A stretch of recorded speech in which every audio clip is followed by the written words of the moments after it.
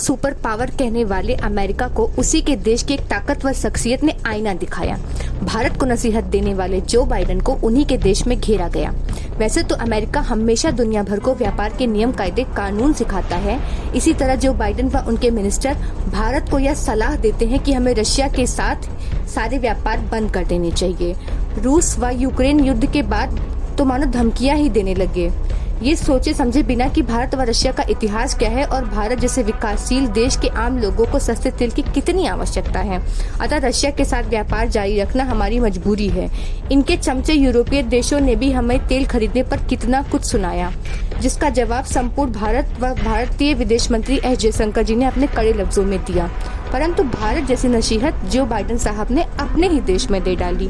उन्होंने केरोसिन बेचने वाली कंपनियों के लिए कहा, पेट्रोल पंप पर आप केरोसिन के लिए जो भाव वसूलते हैं उसे कम करने की आवश्यकता है।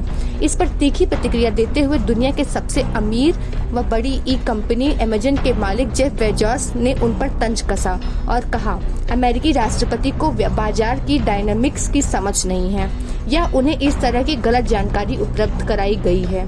वैसे ये उनके देश का आंतरिक मामला है, परंतु फिर भी जो बाइडेन व उनके चमचे इसी तरह हमें भी सलाह देते ही रहते हैं।